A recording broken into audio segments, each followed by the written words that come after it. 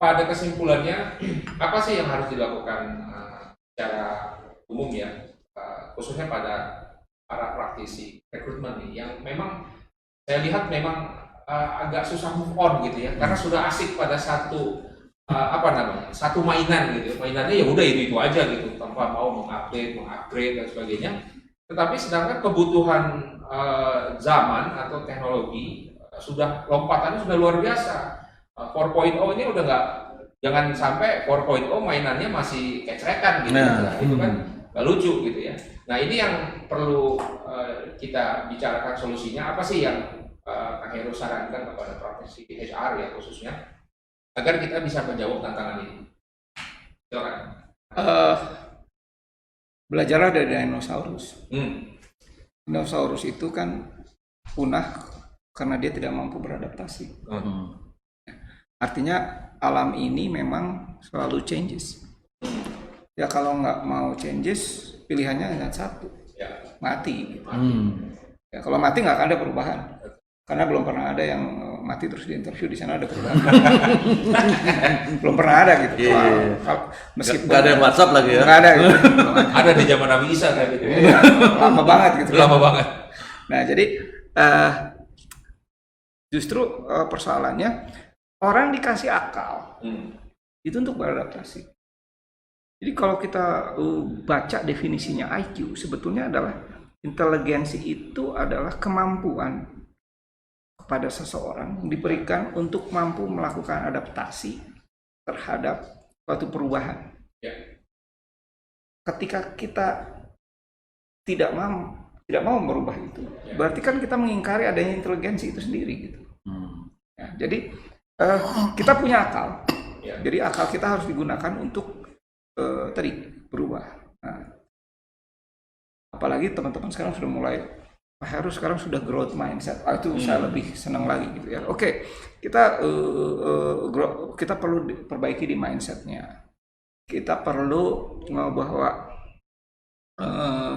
HR itu perubahannya bukan lagi yang linear. Jadi deretnya bukan deret ukur lagi. Kalau deret ukur itu N plus 1 plus 2 gitu. Tapi sudah bukan deret hitung, tapi kita udah deret ukur. Makanya tadi saya setuju sama Pak Denny. Kita tanyain deh, bikin struktur salary pakai rumus apa? Pasti regresi linear. Kalau saya tanya, kenapa pakai regresi linear? Ya taunya itu. Ketika kuliahnya regresi linear gitu. Padahal regresi itu ada banyak, ada polinom, ada sebagainya. Jadi garisnya itu tidak harus lurus waktu menyusun struktur salary. Bisa melengkung. Ketika melengkung itu dia udah polinom. Nah, ketika lurus dengan polinom ini begini, berarti ini kan ada pemborosan besar-besaran. Ya, tapi kenapa Anda menggunakan regresi linear untuk menentukan besarnya gaji? Jadi waktu ketika market juga pakai linear, itu kekonyolan buat saya. Ya. Padahal kalau datanya polinom, kita harus polinom. Lebih ngeri lagi kalau nanti masuk ke bab performance appraisal. Perkosaan data lebih hebat lagi di sana.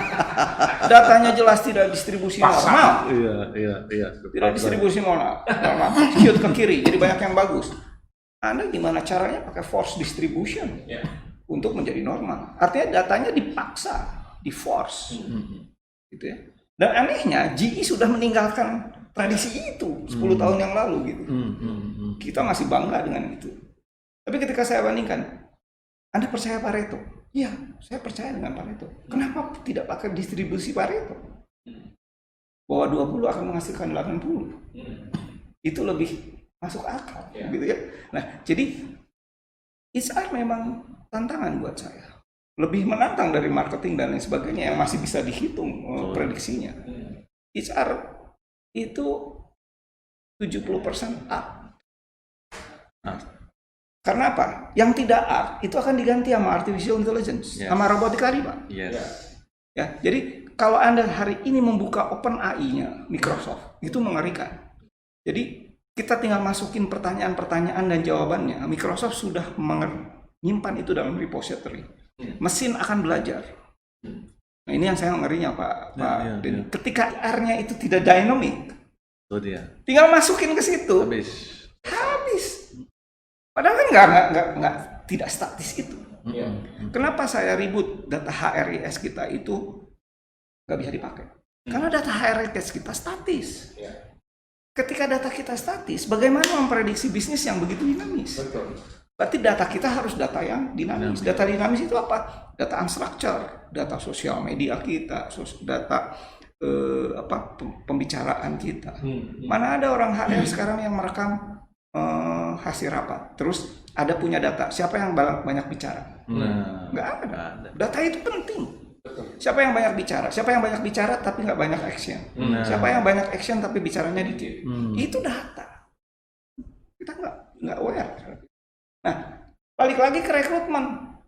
Boro-boro bisa supply data yang seperti itu. Ya, orang masih disuruh gambar gajah. Yang itu Gitu ya? pohon-pohon. Iya. Saya nggak mau nyebut gambar apa. Ya. Gambar gajah. Apapun. Ya. Ya tadi seperti tadi kera. Mau kera mau ini ya tesnya manjat pohon ya kera yang Iya, bisa, yang lain nggak bisa gitu ya. Nah itu yang buat saya balik lagi mindset berubah, gunakan common sense sama inteligensi Anda. Ya kan nggak mau disebut tidak berinteligensi kan gitu. Karena kalau yang tidak berinteligensi itu yang tidak berubah gitu maksudnya. Ya Iya. itu kalau kata saya. Oke, good. Closingnya luar biasa ke Hero. Jadi sekali lagi ya rubah mindset gitu. Ini udah kita nggak bisa nunggu lagi, semakin cepat ya. Era zaman ini semakin cepat dan itu solusi yang luar biasa.